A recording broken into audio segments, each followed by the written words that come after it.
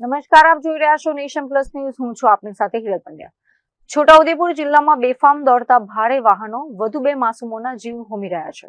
છોટાઉદેપુરના વનાર Jamla road પાસે ડોલામાઇટ પથ્થર ભરેલી એક બેકાબુ ટ્રકે બાઇકને જોરદાર અડફેટે લેતા ગમખ્વાર અકસ્માત સર્જાયો હતો.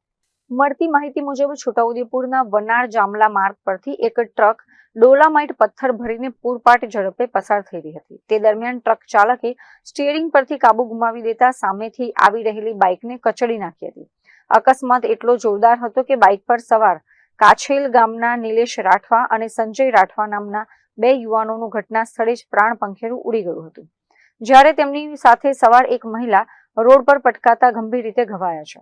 આ પંથકમાં ખનીજ ભરીને દિવસ રાત બેફામ દોડતા ડમ્પરો અને ટ્રકોના કારણે અવારનવાર અકસ્માતો સર્જાય છે. કાછેલ ગામના 2 આશાસ્પદ યુવાનોના અકાળે અવસાન થતા સ્થાનિક ગ્રામજનોમાં ભારે રોષ ફાટી નીકળ્યો છે. લોકોએ આવા ઓવરસ્પીડ દોડતા વાહનો સામે કડક પગલાં લેવાની માંગ કરી છે. આજ રોજ કાનાવડ કાછેલથી 2-3 જણ અમારા પંચાયતના છોટાઉદેપુર ખાતે જતા હતા, ત્યારે અચાનક ગાડી આવે એમ કરીને ટ્રક અચાનક આ બાજુ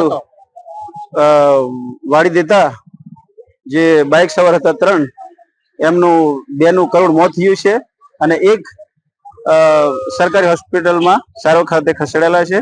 અને જ્યાં બેફામ જે ગાડીઓ ચાલે છે તો એમને થોડા કંટ્રોલમાં રાખે અને અમારા જે 2 કરુણ મોત થયા છે તો એમના અત્યારે સારવાર હેઠળ સરકારી હોસ્પિટલમાં ખસેડવામાં આવ્યા છે. અમારી માંગ એ છે કે જે આ બેફામ જે ગાડીઓ ચાલે છે એમને થોડી ઓવરસ્પીડથી કમ રફતારમાં ચાલે એવી અમારી માંગ છે.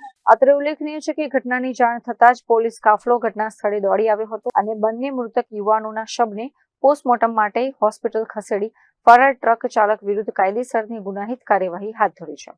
Rehan Patel, nation plus news, Chhotaudepur. સમાચારોના સતત અપડેટ મેળવવા માટે અમારી નેશન પ્લસ ન્યૂઝની યુટ્યુબ ચેનલને સબસ્ક્રાઇબ કરો, બેલ આઇકન દબાવો અને જોડાયેલા રહો ફેસબુક, ઇન્સ્ટાગ્રામ અને ટ્વિટર પર.